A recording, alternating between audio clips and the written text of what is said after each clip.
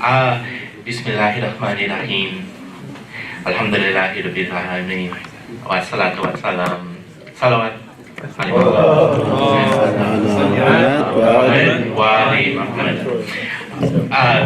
Brothers and sisters, Assalamu alaikum wa rahmatullahi wa barakatuh.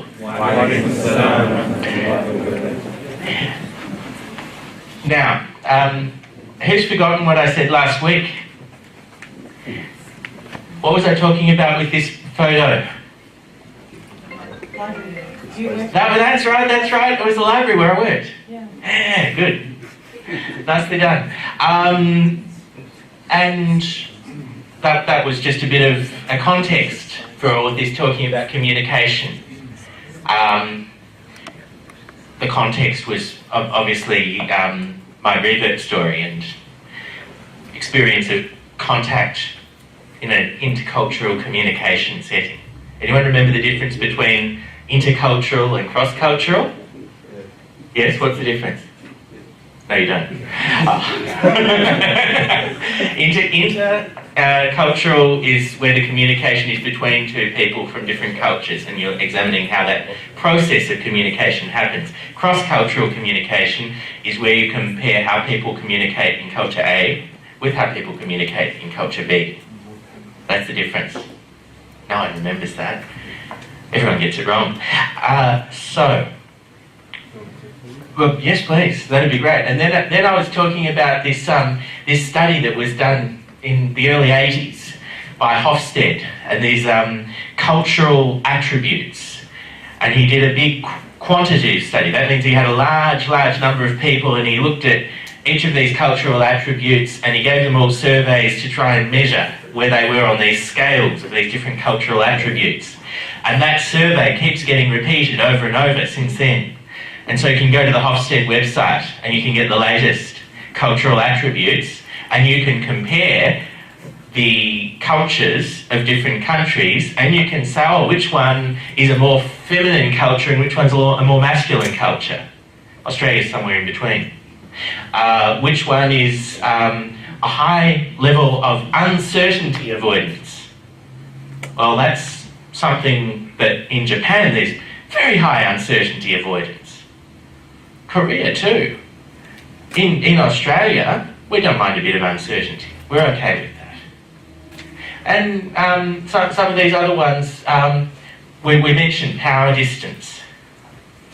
Goes hand in hand with uncertainty avoidance, doesn't it? If you're afraid of uncertainty, you probably are also not going to challenge power. Okay, so next slide please. This is just a summary. And, okay, do you remember the British sociologist John Law, and when he saw the picture of the British fighter jet in the newspaper, and he said that it gave him all of these feelings, and they were contradictory feelings. Well, on the one hand, he had the feelings of, he liked it. He was like, oh, it's so big and powerful and beautiful in its own way. And then on the other hand, he said, hang on, I'm anti-war, I'm anti-government, I'm left-wing, I can't like this. How can I like it? I'm enchanted with its grace and power, but at the same time, it's a killing machine. So I dislike it. And then he said, well, you know, each of the different attributes, the visual attributes of it, were calling out to him based on some part of who he was, of his identity. Okay, next one, please. And then we said that this is something that we do when we communicate. We address an audience, not just the whole of humanity, usually. Occasionally, we do address the whole of humanity.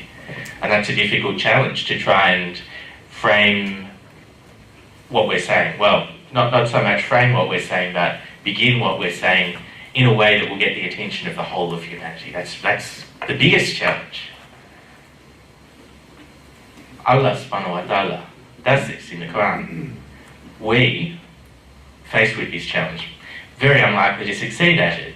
But yet there are speeches and things that do stick in the human psyche and that do reach probably most of the people in the world. And these are some of the ways that you can interpolate, that is, call out to particular groups of people by their names, by their titles, by their what group they're in. So Muslims is a group. Shia is a group within that group. Okay? And then another group might be men, women, children. These are groups.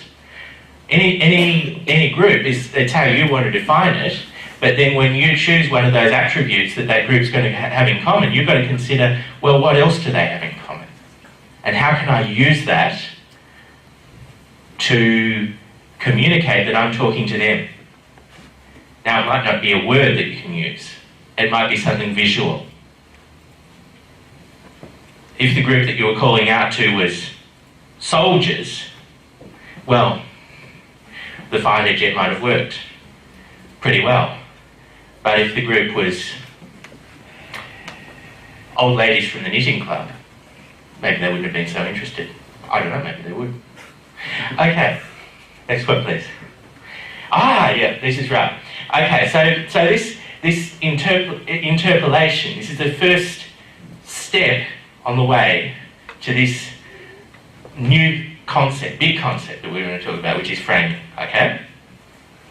Okay. Now, Surah Al-Adiyat, this is one of a number of surahs. I read a book about this.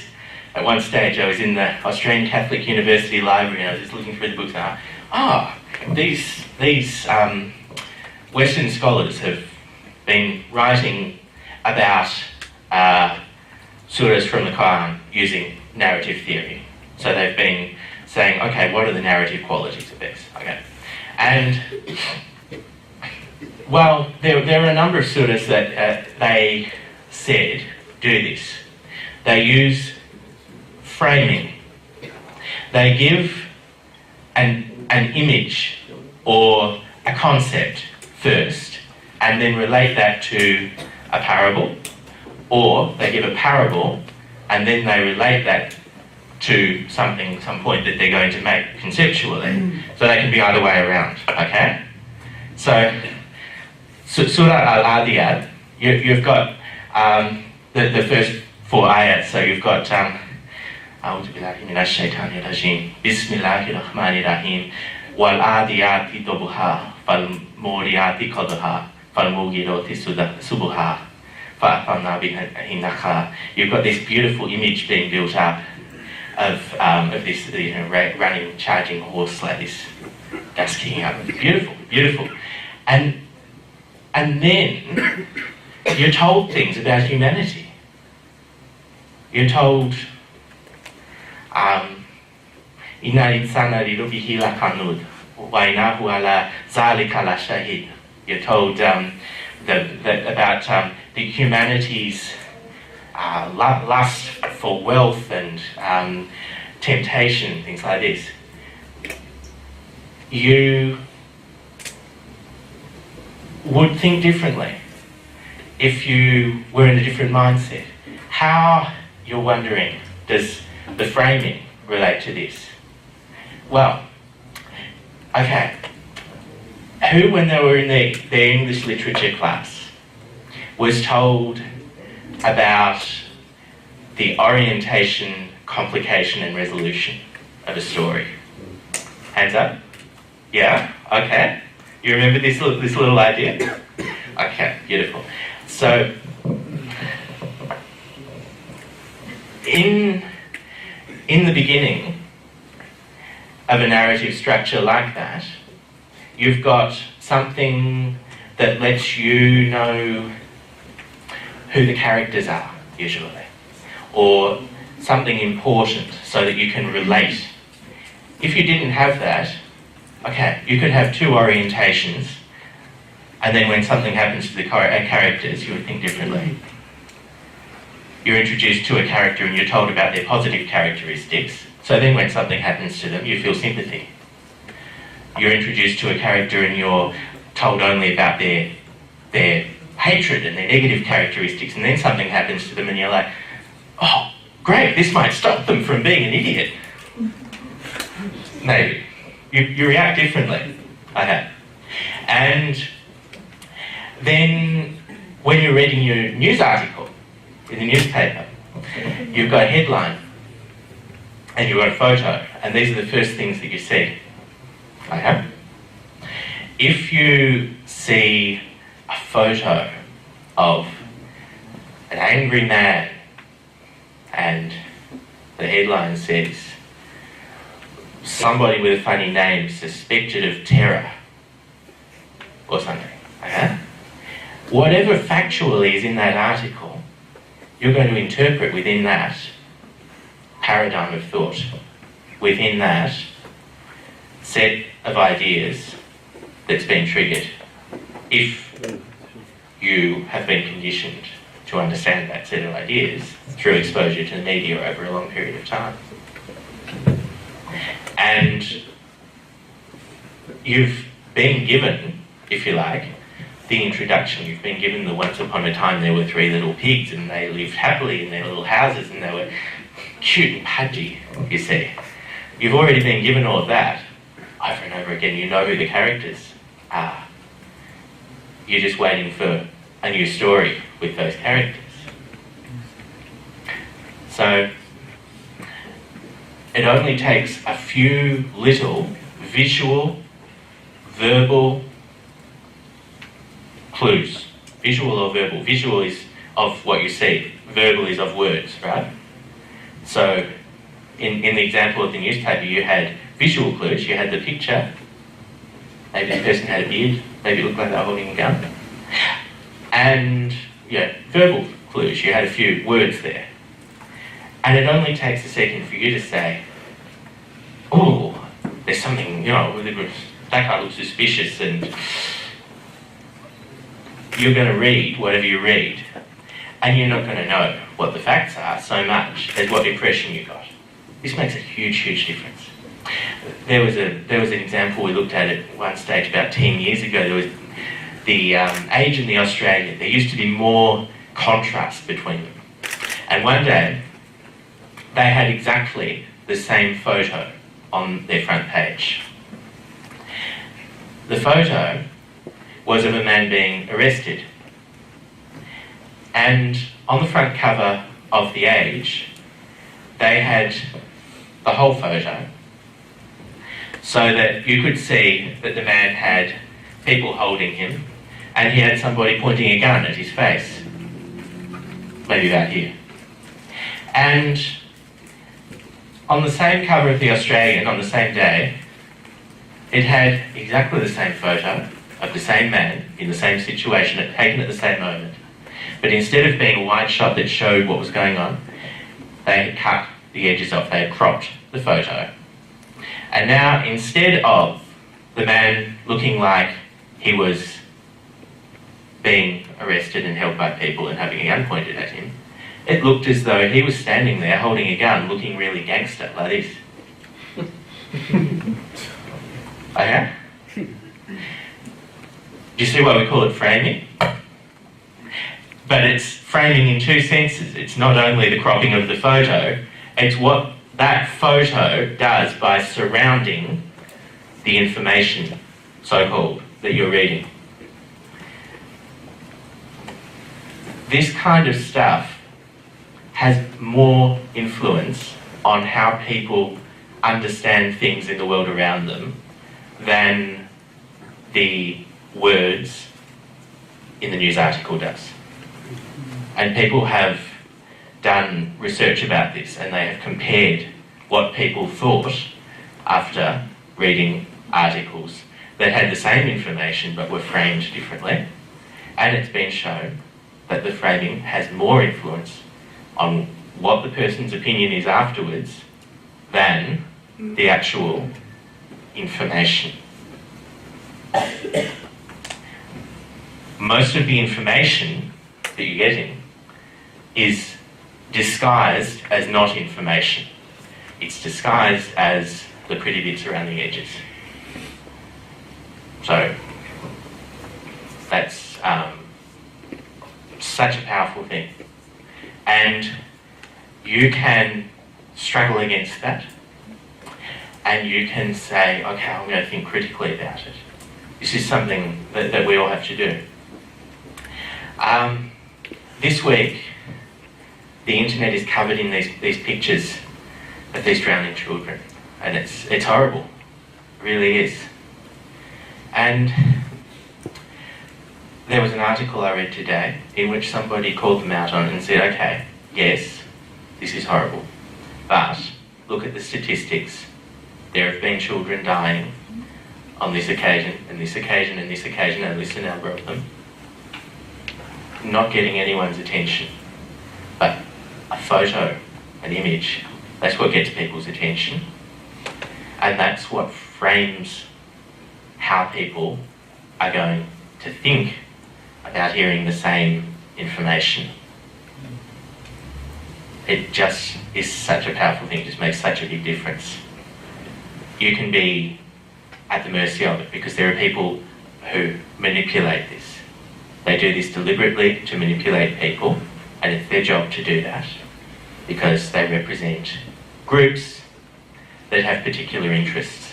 Usually, the people who do it in the most sophisticated manners are the people who have a huge amount of wealth and power, and they build institutes like the Institute of Public Affairs, where they employ large numbers of people to just think about how they're going to manipulate people, how they're going to make public debate play out. So, it's not impossible to see through what they're doing, and yet very few people are aware, and very few people do. We've got to be awake.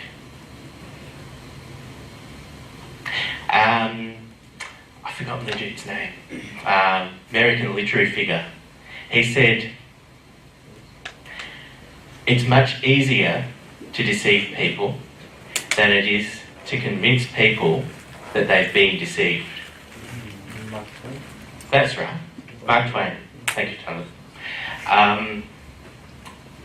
And this is so true. Because the deception is happening to us every day, it's part of our normality, it's part of our common sense, it becomes part of just how we assume the world is. So, ideas about saying, oh, actually you've been deceived, that's quite a big thing for people to get their head around. It's hard for people to accept. And it takes a bit of a lead up to it to try and get into that frame of mind when you're actually spotting it and noticing that this stuff is going on. But if you do study it, if you actually look into what's called image analysis, and there are a number of different approaches. There's semiotics, and there's framing, this is a concept, and there's interpolation, a whole lot of different approaches that scholars have used. But each of them just opens up your eyes and you start to notice these things. You start to get irritated when you're reading the newspaper and you see, I see what they're doing there. There was an article in the Herald Sun that got passed around at work the other day. It had, what did it have? It had the headline that said, RTO forges ahead and charges towards profitability or something like this. Well, actually, the story was an RTO had been very dodgily run. An RTO is a registered training organisation, a kind of educational institution, like a TAFE, only smaller, really. And it had breached a lot of the guidelines and the rules and the laws that say what the quality of a course has to be and how it has to be delivered. And it had about $8 million worth of government funding that it had to repay because it was in breach of these terms and conditions. and then it had a year loss of about $300 million because huge numbers of its courses had to be discontinued suddenly because they were no longer accredited to run the courses. And all of this information was in the article. But, you know, the first paragraph, you would think that the article was talking about some sort of a success story. And the headline, you would think, oh, this is, you know, a good educational institution. I think I want to study there. And you know, me and my colleagues were sort of staring incredulously at this, but that's because we're in the industry. We know what the story was. If that was the only news article you saw, if you were on the train and you were kind of having a glance, a bit of a skim read, which most people are, well, what are you going to think? You're going to think the opposite to the truth. So, think critically, guys. And I hope that in future lectures I'll be able to talk to you more about a number of other specific techniques of manipulation that you can look out for. Salawat. اللهم صل على محمد وآل محمد